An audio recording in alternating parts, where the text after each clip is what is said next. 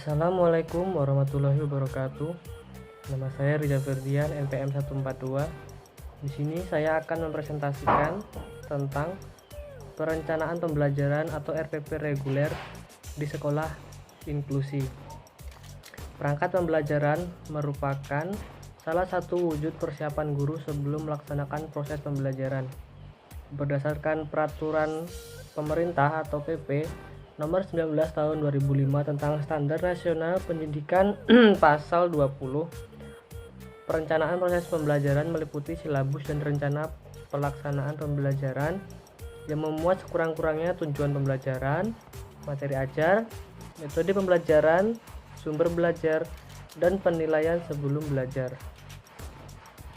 Pengertian RPP atau Rencana Pelaksanaan Pembelajaran adalah rencana yang menggambarkan prosedur dan pengorganisasian pembelajaran untuk mencapai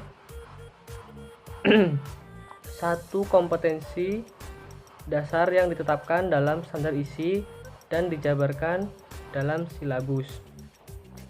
Kunandar 2011.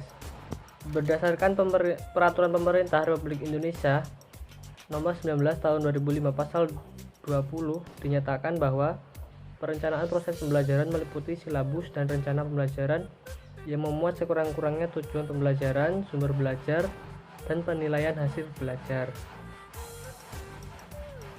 Adapun tujuan dan fungsi RPP. Tujuan rencana pelaksanaan pembelajaran adalah nomor 1. Mempermudah, memperlancar, dan meningkatkan hasil proses belajar mengajar.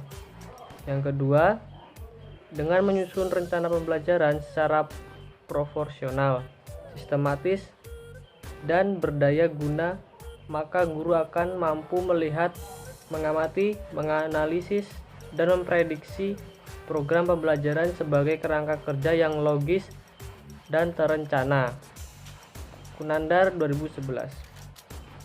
Fungsi rencana pembelajaran adalah sebagai acuan bagi guru dan melaksanakan kegiatan belajar mengajar atau kegiatan pembelajaran agar lebih terarah dan berjalan secara efektif dan efisien menurut Kunandar 2011. Adapun prinsip pengembangan RPP merupakan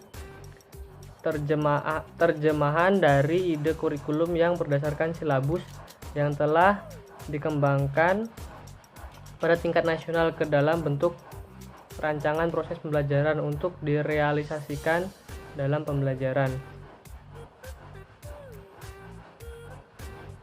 Adapun format RPP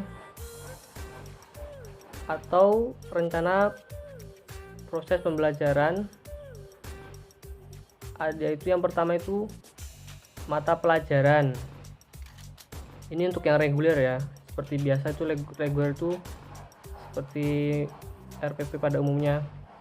Yang pertama itu ada mata pelajaran, terus kelas atau semester, pertemuan, waktu atau alokasi waktu. Terus yang bawahnya itu ada A. Kompetensi inti, B. Kompetensi dasar, C. Materi pokok, D.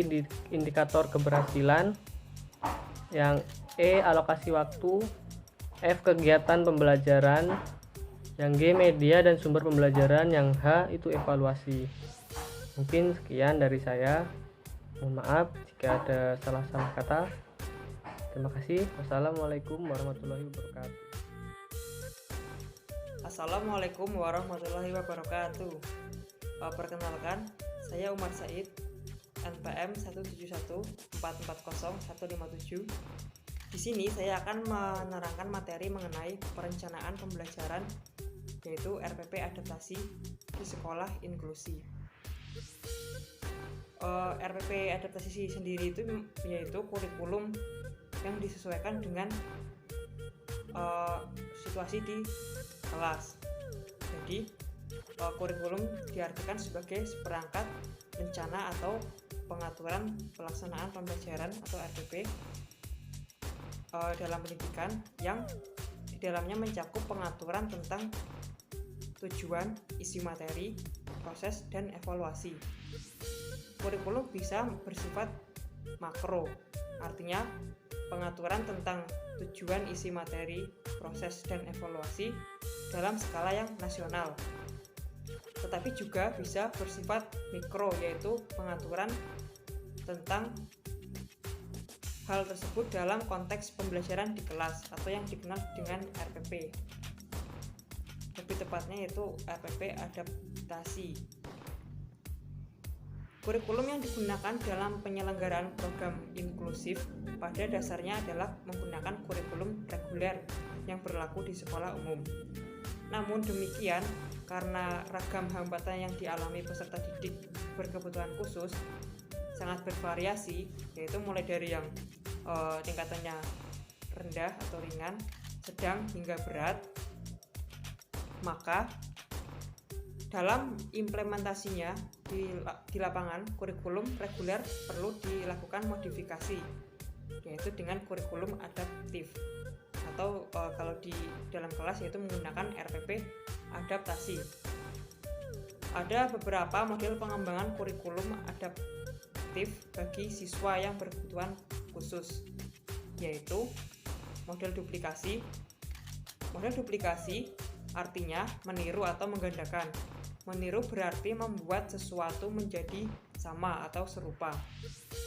Dalam kaitannya dengan model kurikulum, duplikasi berarti mengembangkan dan atau memberlakukan kurikulum untuk PDBK atau peserta didik berkebutuhan khusus secara sama atau serupa dengan kurikulum yang digunakan oleh peserta didik pada umumnya. Dalam model duplikasi dapat diterapkan pada 4 komponen. Pertama, kurikulum, yaitu tujuan, isi, proses, dan evaluasi. Dalam duplikasi tujuan, berarti tujuan-tujuan pembelajaran yang diberlakukan kepada anak-anak berkebutuhan khusus, yaitu sama dengan anak-anak yang pada umumnya. Yang kedua ada duplikasi isi. Duplikasi isi materi berarti materi-materi pembelajaran yang diberlakukan kepada siswa pada umumnya diberlakukan sama kepada siswa-siswa berkebutuhan pendidikan khusus.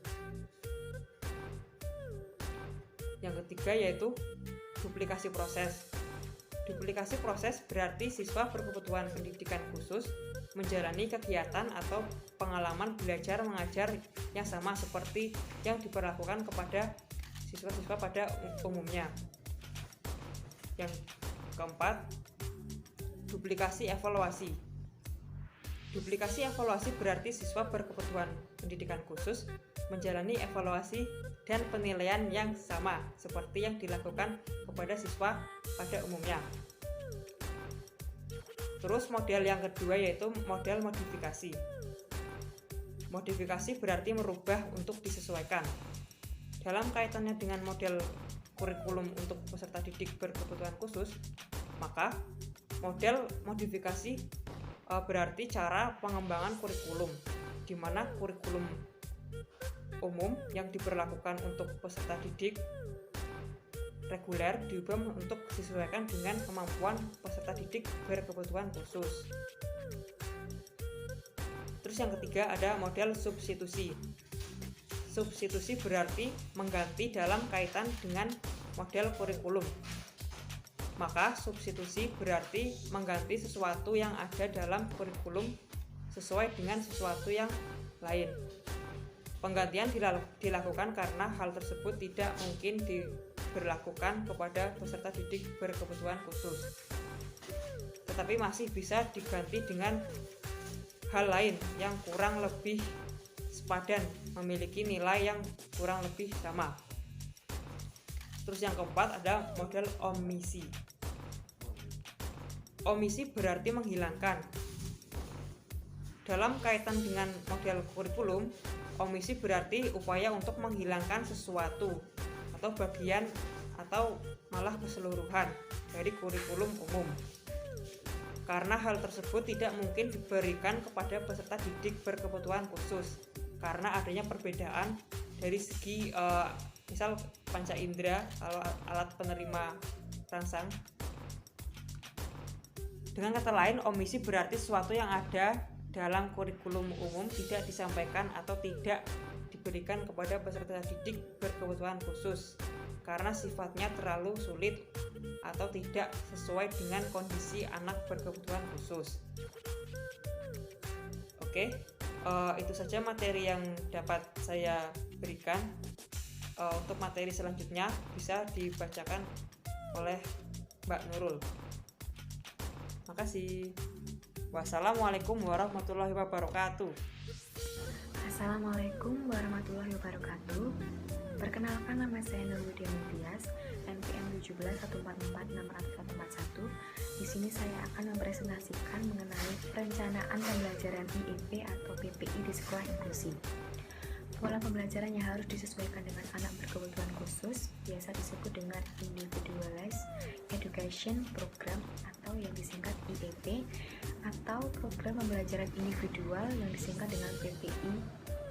Nah, PPI ini merupakan dokumen tertulis yang dikembangkan dalam suatu rencana pembelajaran bagi anak berkebutuhan khusus. Menurut Mercer and Mercer 1989 mengemukakan bahwa program individualisasi merujuk kepada suatu program pengajaran di mana siswa bekerja dengan tugas-tugas yang sesuai dengan kondisi dan motivasinya. Kemudian ada menurut Lynch 1994 pada halaman 47 mengemukakan bahwa IEP merupakan suatu kurikulum atau suatu program pembelajaran yang didasarkan pada gaya, kekuatan, dan kebutuhan khusus anak dalam belajar. Kemudian terdapat alasan pelaksanaan PPI itu penting bagi ABK. Di sini ada menurut Snell 1983 dalam ISAR-TV 2007 adalah: yang pertama, semua ABK masih memiliki potensi untuk belajar. Yang kedua, semua ABK membutuhkan pembelajaran keterampilan yang sesuai dengan kebutuhan kehidupan sehari-hari di rumah dan di masyarakat. Kemudian yang ketiga, sekolah harus melaksanakan pembelajaran keterampilan fungsional sesuai dengan individual. Kemudian yang keempat, prinsip-prinsip pengembangan perilaku secara universal dapat diterapkan metode pembelajaran. Kemudian yang kelima, penilaian hasil belajar dilakukan secara informal, tidak penilaian kriteria standar, lebih sesuai diterapkan untuk penilaian tingkah laku fungsional. Dan yang terakhir adalah prosedur dan tujuan pembelajaran disesuaikan dengan kemampuan anak. Yang selanjutnya adalah langkah-langkah pengembangan rancangan PPI menurut ahli. Di sini ada menurut Kitano and Kirby tahun 1986 pada halaman 219 dan Lokyadi dan Alimin 2005 pada halaman 21. Dari pendapat dua ahli tersebut dapat ditarik kesimpulan mengenai langkah-langkah dalam rancangan PPI, yaitu yang pertama, kerjasama guru dan orang tua. Yang kedua, penjelasan dan persetujuan. Yang ketiga, asesmen menilai kebutuhan khusus anak. Yang keempat, pembentukan tim PPI. Kemudian yang kelima, mengembangkan tujuan jangka panjang dan jangka pendek. Yang keenam, pengembangan IEP, merancang metode dan prosedur pembelajaran. Yang ketujuh, menetapkan materi pembelajaran. Dan 8, melakukan evaluasi kemajuan belajar anak. Kemudian ada RPP modifikasi atau PPI tersebut. Sejauh ini memang pemerintah sudah memberikan format RPP modifikasi yang terdiri dari unsur sebagai berikut. Yang pertama, mata pelajaran. Yang kedua, kelas atau semester. 3, pertemuan. 4, identitas siswa yang terdiri dari nama, jenis kelamin, umur, jenis hambatan, tingkat hambatan, alamat, dan kemampuan saat ini. Yang kelima, standar kompetensi. Yang keenam, kompetensi inti. Yang ketujuh, materi pokok. Yang ke-8, materi pokok. 9, indikator keberhasilan. 10, alokasi waktu. 11, kegiatan pembelajaran. 12, media dan sumber pembelajaran. Dan yang terakhir adalah evaluasi. Format PPI yang disusun oleh tim khusus tersebut terdiri dari: yang pertama, identitas siswa. Yang kedua, mata pelajaran. Yang ketiga, materi. Yang keempat, kelebihan. Yang kelima, kelemahan. Yang keenam, indikator. 7, strategi. 8, langkah kegiatan. Dan yang terakhir adalah evaluasi. Nah, untuk slide terakhir pada presentasi yang saya paparkan hari ini, terdapat contoh program pembelajaran individual atau PPI dapat dilihat pada slide terakhir presentasi saya. Yang contoh yang saya temukan adalah seperti ini. Jika teman-teman mempunyai contoh yang lain bisa sharing. Sekian presentasi dari saya, kurang lebihnya mohon maaf. Wassalamualaikum warahmatullahi wabarakatuh.